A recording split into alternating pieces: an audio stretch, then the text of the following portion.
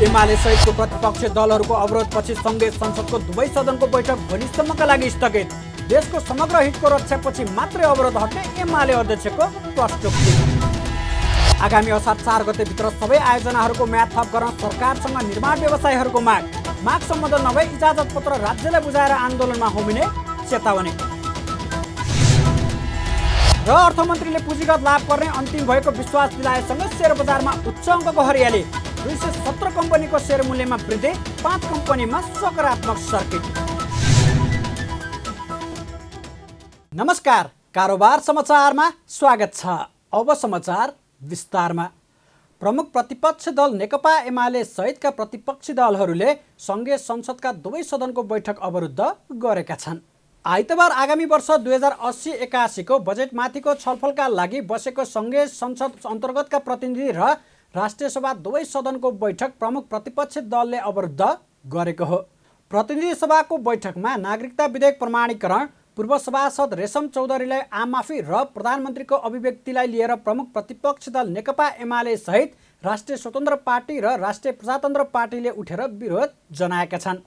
सभामुखले समय दिएपछि एमाले प्रमुख सचेतक पदम गिरीले निष्क्रिय भइसकेको विधेयकलाई असंवैधानिक ढङ्गले प्रमाणीकरण गरेको प्रति आपत्ति जनाउँदै उक्त विधेयकलाई फेरि निष्क्रिय राखेर संसदमा नयाँ विधेयक ल्याउनु पर्ने माग गर्नुभयो। उहाँले प्रधानमन्त्री पुष्पकमल दाहाल प्रचण्डले भारत भ्रमणका क्रममा बङ्गलादेशको फुलबारी बन्दरगाह प्राप्त गर्न कालापानी दिन तयार छौँ भन्ने आशयको अभिव्यक्ति दिएको भन्दै आपत्ति जनाउँदै यस विषयमा प्रधानमन्त्रीले संसदमा आएर माफी माग्नुपर्ने, नभए संसद चल्न नसक्ने स्पष्ट पार्नुभयो। सम्माननीय प्रधानमन्त्री भारतीय भ्रमणमा निस्कनुभयो। उहाँले हामी भूपरिवेष्टित राष्ट्रले समुद्रसम्म हामीले एक्सेस पाउने कुरा हाम्रो स्वाभाविक कुरा हो, त्यो हाम्रो अधिकारको कुरा हो, त्यो कुनै ठुलो कुरा होइन। तर यहाँ त के भएको छ भने फुलबारी बन्दरगाहको रुट प्राप्त गर्नका निम्ति नेपालको पश्चिमको कालापानी लिम्पोदर लिपुलेक क्षेत्र पनि हामीले दिन तयार छौँ भन्ने जस्तो कुरा आज गएर गर्ने कुराले सिङ्गो राष्ट्रको शिर निहुरिएको छ। हामीले अपमान बोध भएको छ।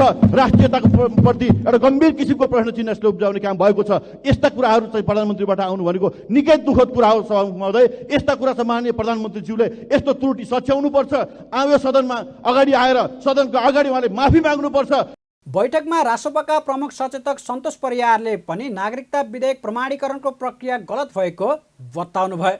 उहाँले नागरिकताको विषय देशको सुरक्षा, मानवाधिकार र भूराजनीतिसँग जोडिएको विषय भएको भन्दै यसलाई संसदमा छलफल नगरी प्रमाणीकरणमा जानु नहुने बताउनुभयो। सम्माननीय सभामुख महोदय, यो राजनीतिक विषय हो, यो नेपालको सुरक्षासँग जोडिएको विषय हो, यो मानव अधिकारसँग जोडिएको विषय हो र सँगसँगै यो भू राजनीतिसँग पनि जोडिएको विषय हो। यसर्थ यो गम्भीर विषयमा संसद विशेष समयमा छ, संसदमा खास काम छ भनेर हामीलाई संसदमा बोल्न दिइरहने अनि सरकार लुसु आफ्नो काम गर्ने यो रवैयालाई अब राष्ट्रिय स्वतन्त्र पार्टीले स्वीकार्दैन। यसर्थ हामी गम्भीर भएर भन्न चाहन्छौँ, सरकारले यो रोकोस्, सरकारले यसलाई संशोधन गरोस्। नेपाली जनतालाई नागरिकता पाउनुपर्ने अधिकारको लागि राष्ट्रिय स्वतन्त्र पार्टी सदन र सडकमा जहाँसुकै सङ्घर्ष गर्न तयार छ। तर यो विधि, यो गलत विधि, यो गलत रवैया सुधारिँदैन भने राष्ट्रिय स्वतन्त्र पार्टी ठुलो हेरेर बस्दैन। हामी सरकारसँग जवाब चाहन्छौँ। यता राप्रपा अध्यक्ष राजेन्द्र लिङदेनले पनि विरोध जनाउँदै राष्ट्रपति संस्थालाई सत्ता स्वार्थका लागि दुरुपयोग गरिएको आरोप लगाउनुभयो। उहाँले प्रधानमन्त्री पुष्पकमल दाहालले भारत भ्रमणको क्रममा भारतको नयाँ संसद भवनमा राखिएको भारतको नक्सामा समावेश गरिएको नेपाली भूमिबारे संसदको रोस्टममा आएर जवाफ नदिएसम्म संसद बैठक चल्न नदिने अडान पनि राख्नुभयो। प्रधानमन्त्री भर्खरै भारतको भ्रमण सकेर आउनुभयो। उहाँ भारतमा भ्रमणमा निस्किनुभन्दा अगाडि भारतले आफ्नो नयाँ संसद भवन उद्घाटन गर्यो र त्यहाँ अखण्ड भारतको एउटा नक्सा राखियो, जहाँ नेपालको महत्त्वपूर्ण भूमि लुम्बिनी, कपिलवस्तु समेत समावेश गरेर प्रकाशित गरिएको छ, राखिएको छ। त्यसको बारेमा उहाँले के उठाउनु भयो, त्यसको बारेमा के छलफल भयो, अरू पनि सोध्नुपर्ने थुप्रै कुराहरू छन्। जबसम्म प्रधानमन्त्री रोस्ट्रममा आएर यस विषयहरूमा स्पष्ट पार्नुहुन्न तबसम्म संसद अगाडि बढ्दैन। सभामुख महोदय, धन्यवाद। यता प्रमुख प्रतिपक्ष दल नेकपा एमालेका संसदीय दलका नेता एवं अध्यक्ष केपी शर्मा ओलीले नेपालको समग्र हितको रक्षापछि मात्रै संसदमा भएको अवरोध हट्ने स्पष्ट पार्नुभयो। प्रतिनिधि सभाको बैठक अवरोधपछि संसद भवन बाहिर सञ्चारकर्मीहरूसँग कुरा गर्दै उहाँले राष्ट्र संविधानको रक्षा र भूमिको रक्षापछि मात्रै संसदको गतिरोध हटाउने बताउनुभयो। राष्ट्रको रक्षा, संविधानको रक्षा, भूमिको रक्षा, राष्ट्रिय स्वाभिमानको रक्षा, नेपालको समग्र हितको रक्षापछि सेटल हुन्छ। प्रतिपक्षी दलहरूको अवरोधपछि प्रतिनिधि सभाको बैठक 1 घण्टाको लागि स्थगित गरिएको थियो भने राष्ट्रिय सभाको अर्को बैठक पनि 29 मिनेटका लागि स्थगित गरिएको थियो। तर सो समयमा कुनै सहमति नभएपछि दुवै सदनको बैठक भोलिसम्मका लागि स्थगित भएको छ। अर्थमन्त्री डाक्टर प्रकाश शरण महतले विद्युत निर्यातको समस्या समाधान हुने बताउनु भएको छ। आइतबार नयाँ बानेश्वर स्थित संसद भवनमा सञ्चारकर्मीहरूसँग संक्षिप्त कुराकानी गर्दै अर्थमन्त्री महतले प्रधानमन्त्री भारत भ्रमण भएसँगै अब विद्युत निर्यातको समस्या समाधान हुने बताउनु भएको हो। उहाँले विद्युत निर्यातको समस्या नहुनुलाई नेपालले ठूलो उपलब्धिको रूपमा लिनुपर्ने बताउनु भयो। उहाँले विद्युतको उत्पादन बढाएसँगै आन्तरिक खपत पनि बढाउनु परेमा जोड दिँदै विद्युत निर्यातलाई बढाउन सकेमा व्यापार घाटा घट्ने दाबी पनि गर्नुभयो। अब दीर्घकालमा विद्युत जुन निर्यातको जुन समस्या थियो त्यो समस्यालाई चाहिँ समाधान गर्ने चाहिँ काम अगाडि बढेको छ। हामीले विद्युत उत्पादन गर्न सक्नु पर्यो। अब बजारको समस्या हुन्न भन्ने कुरा यो ठुलो उपलब्धिकै कुरा हो जस्तो लाग्छ। यद्यपि यो विषयमा पहिलादेखि नै काम भइरहेको थियो र अहिले आएर यसले मूर्त रूप लिएको छ र यसले दुईटा काम सँगसँगै गर्छ। एकातिर हाम्रो चाहिँ विद्युत उत्पादन बढ्दै गएन, आन्तरिक खपत पनि हामीले बढाउँदै लाने हो। यहाँको यातायातलाई यो विद्युतीय माध्यमबाट चलाउनेदेखि लिएर खाना पकाउने कुराहरूलाई चाहिँ विद्युतीय माध्यमबाट चलाउने गऱ्यो भनेदेखि हाम्रो पेट्रोलियम आयात घट्छ। त्यस्तै गरेर चाहिँ विद्युत निर्यात पनि हामीले ज्यादाभन्दा ज्यादा गर्न सक्यौँ भने त्यसबाट पनि व्यापार घाटा घट्ने भयो। मन्त्री महतले भारत भ्रमण अत्यन्त सौहार्दपूर्ण र उपलब्धिमूलक रहेको पनि दावी गर्नुभयो।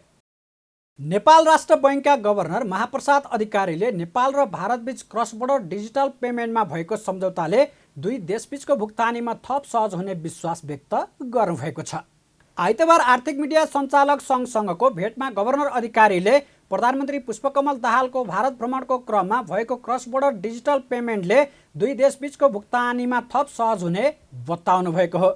प्रधानमन्त्री दाहालको भारत भ्रमणको क्रममा क्रस बोर्डर डिजिटल पेमेन्टलाई सहज गर्ने गरी नेपाल क्रेडिङ हाउस लिमिटेड ACHL र भारतको national payment corporation of India NPCI बीच सम्झौता भएको थियो। गभर्नर अधिकारीले नेपाल र भारतका एकै किसिमका संस्थाहरूबीच क्रस बोर्डर डिजिटल पेमेन्ट सम्झौता भएको भन्दै नेपाल भारत सीमामा रहेको भुक्तानी समस्या समाधान हुने बताउनु भयो। उहाँले नेपालमा डिजिटल पेमेन्टको पूर्वाधार निर्माण गर्ने ACHL-लाई राष्ट्र बैङ्कले आवश्यक सहयोग गर्ने बताउनु भयो।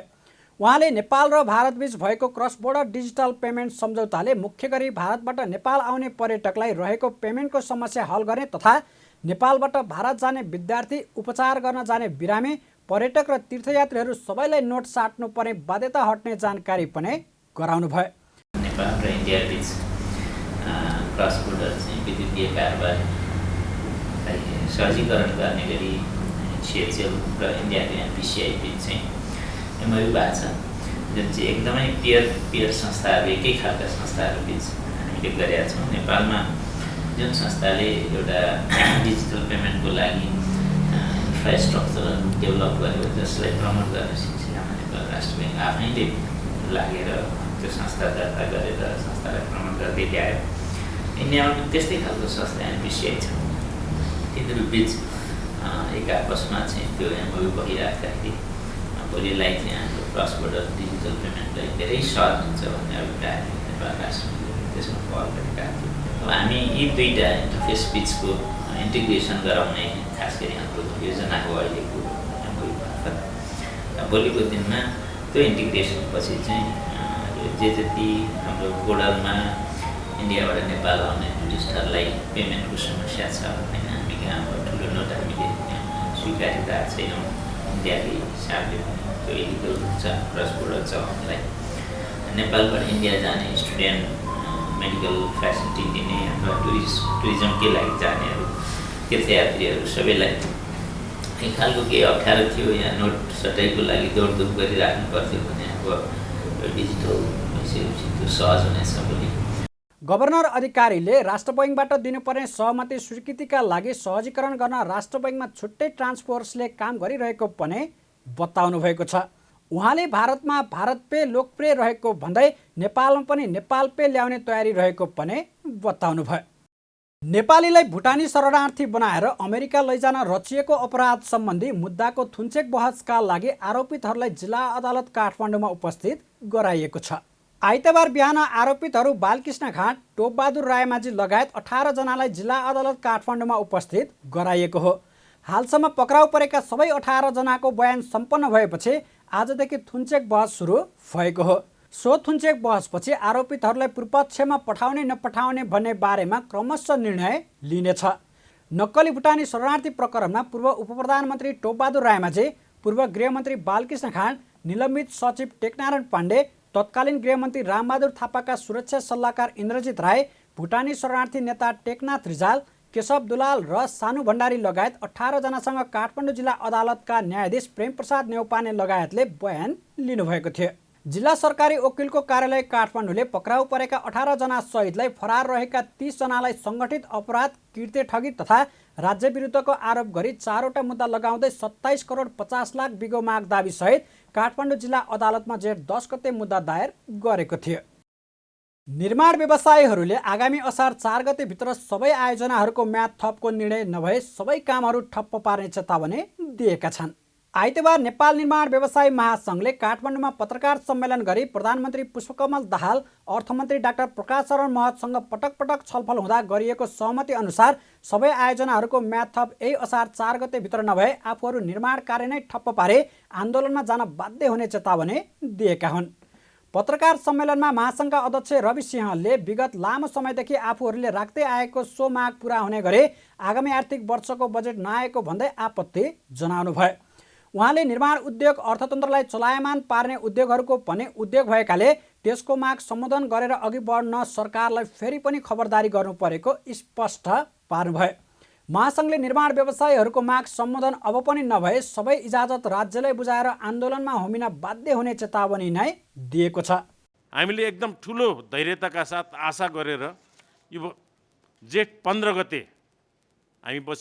हामी एकदम धैर्यतापूर्वक कुरेर बसिरहेका थियौँ र अहिले पनि हामी धैर्यतापूर्वक नै सरकारलाई हामी खबरदारी गरिरहेका छौँ। अहिले पनि हामीले असार 4 गतेभित्रमा यो म्याद थपको समस्यालाई सम्बोधन गर्नु पर्यो र यो म्याद थप भएन भने अब पनि आउने वर्षमा पनि मुलुकले चाहेको पूर्वाधारको विकास हुँदैन। अब अझ पनि अर्थतन्त्र चलायमान गर्न सक्दैन। निर्माण उद्योग भनेको उद्योगहरूको पनि उद्योग हो। निर्माण उद्योग चलायमान नभइकन देशको अर्थतन्त्र चलायमान हुँदैन, अन्य उद्योगहरू चलायमान हुँदैन।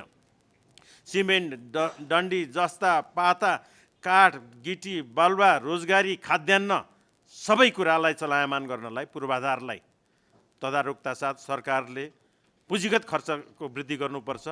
महासङ्घले सरकारको आर्थिक भारलाई बढ्न नदिन र आयोजनाहरू अल्पत्र हुने अवस्था आउन नदिन पनि निर्माण व्यवसायीहरूको सो माग सम्बोधन गर्न गम्भीर ध्यानाकर्षण गराउनु परेको स्पष्ट पारेको छ। सरकारले समयमै आवश्यक बजेटको व्यवस्था नगर्दा, आयोजनाहरूको म्याद थप नगर्दा मुलुकको पूर्वाधार निर्माणको कामले गति लिन नसकेको पनि अध्यक्ष सिंहले बताउनु भयो। राष्ट्रिय योजना आयोगले पूर्णता पाएको छ। आइतबार राष्ट्रिय योजना आयोगका नवनियुक्त महिला सदस्य डाक्टर अनिता शाह ढुङ्गानाले पद तथा गोपनीयताको शपथ लिएसँगै आयोगले लामो समयपछि पूर्णता पाएको हो। नवनियुक्त सदस्य ढुङ्गानाले आइतबार आयोगका उपाध्यक्ष डाक्टर मिनबहादुर श्रेष्ठ समक्ष पद तथा गोपनीयताको शपथ ग्रहण गर्नुभएको छ। सदस्यको रूपमा ढुङ्गानालाई जेठ 14 गते बसेको मन्त्री परिषद बैठकले रिक्त सदस्य पदमा नियुक्त गरेको हो। आयोगका प्रवक्ता तथा सदस्य डाक्टर रामकुमार फुयालले सदस्य ढुङ्गानाले शपथ लिएसँगै कार्यभार समेत सम्हाल्नु भएको जानकारी दिनुभयो। आयोगमा गठन आदेशमा उपाध्यक्षसहित 7 जना पदाधिकारी रहने व्यवस्था रहेको छ भने जसमा 6 जना सदस्य 1 जना महिला सदस्य हुनुपर्ने अनिवार्य व्यवस्था रहेको पनि बताउनु भयो। प्रवक्ता फुयालले 5 जना आयोगको सदस्यमा गत माघ 4 गतेको मन्त्री परिषदले निर्णय गरेर नियुक्त भएको बताउनु भयो। नवनियुक्त सदस्य ढुङ्गानाले महिला, बालबालिका तथा ज्येष्ठ नागरिक, सञ्चार तथा सूचना प्रविधि, कानुन, न्याय तथा संसदीय मामिला साथै कर्णाली प्रदेश हेर्ने जिम्मेवारी पाउनु भएको छ। प्रवक्ता फुयालले सरकारले ल्याएको बजेटमा मन्त्रालयहरूलाई आयोगले सहयोग गर्ने र भएका योजनाहरूको अनुगमन र मूल्याङ्कनमा कसरी जोड दिने विषयमा आयोग लाग्ने बताउँदै सरकारले गर्ने पुँजीगत खर्च कसरी बढाउने भन्ने विषयमा बृहत छलफल गरेर अगाडि बढ्ने समेत जानकारी गराउनु भयो। आर्थिक वर्ष 80-81 को जो बजेट आइसकेको छ, संसदबाट त्यसलाई अनुमोदन हुन बाँकी छ र साउन 1 गतेदेखि नै त्यो बजेटको पूर्ण कार्यान्वयनमा कसरी हामीले मन्त्रालयहरूलाई सघाउने र भएका कार्यक्रमहरूको अनुगमनमा मूल्याङ्कनमा हामीले कसरी जोड दिने, राष्ट्रिय गौरवका आयोजनाहरूलाई पूर्ण रूपले कार्यान्वयनमा गएर तोकिएको समयमा सक्ने गरी भएको जुन विनियोजन भएको रकमलाई खर्च गराउन कसरी काम गर्ने र पुँजीगत खर्चको जुन चङ्क यसपालि धेरै कम छ त्यसलाई बढाउन के कसरी हामी अगाडि बढ्ने भन्ने विषयमा घनीभूत छलफल हुनेछ र सरकारको अरू सामाजिक न्याय, सुशासन र खास गरी समृद्धिको जुन एउटा यात्रा छ त्यसमा राष्ट्रिय योजना आयोगले आवधिक योजनाको स्पिरिट र लङ टर्म भिजनको एउटा डिरेक्सन अनुसार हाम्रो राष्ट्रिय जुन हितको लागि, समृद्धिको लागि, विकासको लागि, सामाजिक आर्थिक रूपान्तरणको लागि काम गर्छ। 2079 जेठ 9 गते आयोगको उपाध्यक्षको रूपमा डाक्टर मिनबहादुर श्रेष्ठले पदावली गर्नुभएको थियो। आयोगको सदस्यहरू doctor Ramkumar Phuyal, doctor Jaykant Raut, doctor Prabhu Budhathoki, doctor RP बिच्छा र डाक्टर रमेश पौडेल नियुक्त भइसक्नु भएको छ। आयोगले सदस्यहरूलाई विभिन्न जिम्मेवारी समेत दिएको छ, जसमा सदस्यहरू डाक्टर फुयाललाई उद्योग, वाणिज्य तथा आपूर्ति, पर्यटन, श्रम तथा रोजगार, तथ्याङ्क साथै सुदूरपश्चिम प्रदेशको जिम्मेवारी, डाक्टर राउतलाई कृषि, भूमि, सहकारी र खानेपानीको जिम्मा दिएको छ। यसैगरी डाक्टर बुढाथोकीलाई ऊर्जा, वन, सार्वजनिक निजी साझेदारीको साथै बागमती प्रदेश, डाक्टर बिच्छालाई स्वास्थ्य तथा जनसङ्ख्या, सङ्घीय मामिला तथा सामान्य प्रशासन साथै कोशी प्रदेशको जिम्मेवारी दिएको छ भने डाक्टर पौडेललाई शिक्षा, सहरी विकास, युवा तथा खेलकुदका साथै बागमती प्रदेशको जिम्मेवारी दिएको छ। साताको पहिलो दिन शेयरबजारमा उच्च अङ्कको हरियाली छाएको छ। आइतबार शेयरबजार मापन गर्ने नेप्से परिसूचक 2.84% अर्थात् 53.03 अङ्कले बढेर 1919.37 अङ्कमा उक्लिएको हो। आगामी आर्थिक वर्ष 2080-81 को बजेट पछिको 2 दिनमा नै नेप्से परिसूचक करिब 92 अङ्कले घटेको थियो। अर्थमन्त्री डाक्टर प्रकाश शरण महतले 15 जेठमा संसदमा प्रस्तुत गरेको आर्थिक विधेयकमा 3 वर्षको आय विवरण पेश गरे कर दाखिला गर्नुपर्ने उल्लेख थियो। पुँजीगत लाभ गर्ने अन्तिम कर रहेको बुझाइमा रहेको सेयर लगानीकर्तालाई त्यसले झस्काएपछि बजेट पछिको 2 दिन लगातार उच्च अङ्कको गिरावट भएको नेप्से 18 जेठ बिहिबार भने 16.55 अङ्कले सुधार भएर बन्द भएको थियो। आइतबार सुरुवाती समयमै सेयर ब्रोकरको कार्यालय नै बन्द गराएर कारोबार रोकेको सेयर लगानीकर्ताका केही नेताहरूलाई अर्थ मन्त्रालयमा बोलाएर छलफलपछि प्राकृतिक व्यक्तिको हकमा पुँजीगत लाभ गर्ने अन्तिम भएको स्पष्टीकरण दिँदै मन्त्रालयले सूचना प्रकाशित गर्यो। त्यसपछि भने नेप्से परिसूचकमा हरियाली छाउन सुरु गरेको हो। आइतबार नेप्सेका सबै उपसूचकमा वृद्धि हुँदा होटल तथा पर्यटन उपसूचक सर्वाधिक 7.37% वृद्धि भएको छ। यस्तै निर्जीवन बीमा उपसूचक 4.54% वृद्धि भएको छ। बिहिबार नेप्सेमा कुल 220 सूचीकृत कम्पनीको सेयर कारोबार भएकोमा 217 कम्पनीको सेयर मूल्यमा वृद्धि हुँदा 3 कम्पनीको मात्रै सेयर मूल्य घटेको छ। आइएमई जनरल इन्सुरेन्सको सेयर मूल्य 10%ले वृद्धि भएर सकारात्मक सर्किट मूल्यमा बन्द हुँदा सामुदायिक लघुवित्तको सेयर मूल्य 9.87 र ग्लोबल आइएमई ब्यालेन्स फन्ड 1 को इकाइ मूल्य 9.80% बढेको छ। दिनभर 45,57,000 किता सेयर किनबेच हुँदा 1 अर्ब 65 करोड रुपियाँ बराबरको कारोबार भएको छ, जसमा सबैभन्दा बढी शिवम सिमेन्टको 15 करोड 81 लाखको सेयर किनबेच भएको छ। श्रम, रोजगार तथा सामाजिक सुरक्षा मन्त्री शरद सिंह भण्डारीले वैदेशिक रोजगारीलाई थप सुरक्षित र मर्यादित बनाउने प्रतिबद्धता जनाउनु भएको छ। आइतबार मन्त्रालयमा पत्रकार सम्मेलन गर्दै मन्त्री भण्डारीले वैदेशिक रोजगारीका लागि नेपालीहरू जाने गन्तव्यहरूलाई सुरक्षित र मर्यादित बनाउने दायित्व सरकारले निर्वाह गर्ने बताउनु भएको हो। उहाँले सरकारसँग पनि वैदेशिक रोजगारमा गएका मानिसहरूको र फर्किएका मानिसहरूको पनि एकिन डाटा राख्न विभागहरूलाई निर्देशन दिनुभयो। मन्त्री भण्डारीले अवैधानिक रूपमा नेपालबाट विदेश गएकाहरूलाई मान्यता दिने सरकारको तयारी रहेको पनि बताउनुभयो। उहाँले नेपालबाट विभिन्न देशमा अवैधानिक रूपमा पर्यटक भिसा लगायत अन्य जुनसुकै भिसामा गएर काम गरिरहेकाहरूलाई मान्यता दिएर नागरिकको साथमा सरकार छ भन्ने महसुस गराउन आवश्यक रहेको पनि बताउनुभयो। उहाँले यो विषयमा सरकारले एउटा अभियान सञ्चालन गर्ने बताउनुभयो। उहाँले नेपालीहरू अवैधानिक रूपमा गएका देशमा पनि कानुनी प्रावधानका विषयमा छलफल गर्ने तयारी रहेको समेत बताउनुभयो। 32,000 कति हामीले चाहिँ दिएका छौँ। जाने बेलामा चाहिँ 5 लाख हाम्रो श्रम बजारमा आइरहेको छ। मान्छेमा कहाँ जान्छ, बाँकी के गर्ने? त्यो बाँकी के गर्ने हिसाब किताबमा चाहिँ जहाँ जान्छन् त्यो गन्तव्य र त्यो चाहिँ ठाउँ सुरक्षित र मर्यादित बनाउने जिम्मेवारी पनि हाम्रो। त्यसको साथसाथै स्थानीय बजारमा एउटा कुरो त आइरहेको छैन कि यहाँ मैले त्यो बारम्बार यो कुरो मैले भने पनि छु। यति गए भन्ने कुरा आएको छ, यति आयो भन्ने कुरा कहाँ छ? त्यो डाटा खै?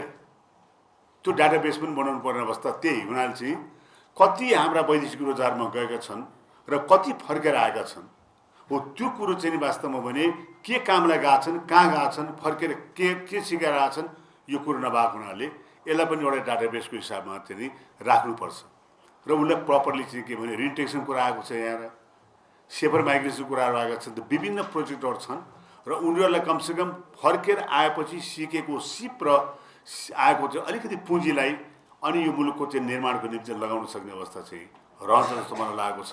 अहिले मन्त्रालयले यो बारेमा पनि सोचिरहेका छ कि एकचोटिको लागि जति पनि विदेशमा नेपालीहरू आखिर जसरी गए पनि जहाँ पुगे पनि त्यो नेपाली नै हुने, त्यसरी उनलाई हामीले रेकगनाइज गर्नुपर्छ।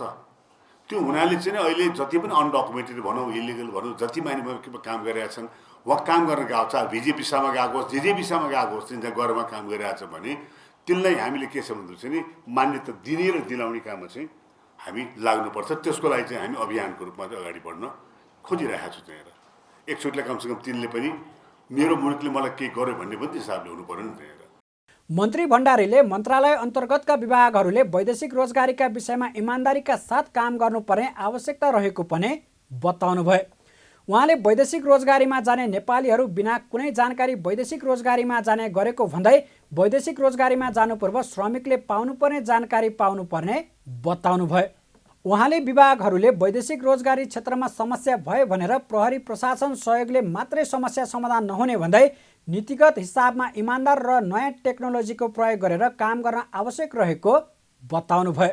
मुख्य उद्देश्य भनेको चाहिँ श्रम बजारसम्म श्रमिकको चाहिँ सरल पहुँच र कुनै किसिमको बिचमा चाहिँ कुनै एक्सप्लोइटेसन नहोस्, कुनै किसिमको बिचमा उनीहरूसँग कुनै किसिमको चाहिँ उनीहरूले चाहिँ के भने शोषण नहोस् भन्ने हिसाबमा श्रम बजारमा आवश्यकता अनुसारको श्रमिकलाई तयार गरेर उपयुक्त प्रविधिबाट पुर्याउने हिसाबले र श्रमको चाहिँ के भने बजारमा चाहिँ बढाउने कुरा चाहिँ यो मन्त्रालयको उद्देश्य छ।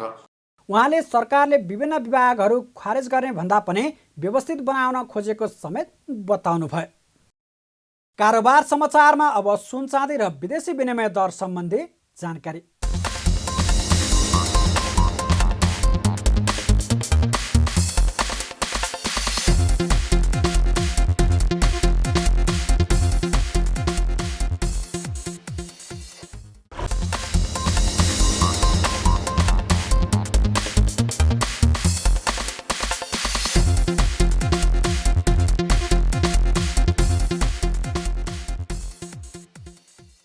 विदा हुनुअघि अहिलेसम्मका प्रमुख समाचार फेरि एकपटक। एमाले सहितको प्रतिपक्षी दलहरूको अवरोधपछि सङ्घीय संसदको दुवै सदनको बैठक भोलिसम्मका लागि स्थगित। देशको समग्र हितको रक्षापछि मात्रै अवरोध हट्ने एमाले अध्यक्षको प्रस्तुति। आगामी असार 4 गतेभित्र सबै आयोजनाहरूको म्याद थप गर्न सरकारसँग निर्माण व्यवसायीहरूको माग सम्बन्धन नभए इजाजत पत्र राज्यलाई बुझाएर आन्दोलनमा होमिने चेतावनी। र अर्थमन्त्रीले पुँजीगत लाभ गर्ने अन्तिम भएको विश्वास दिलाएसँगै सेयर बजारमा उच्च अङ्कको हरियाली। 217 कम्पनीको सेयर मूल्यमा वृद्धि, 5 कम्पनीमा सकारात्मक सर्किट। कारोबार समाचार सकियो। हामीलाई बिदा दिनुहोस्। नमस्कार।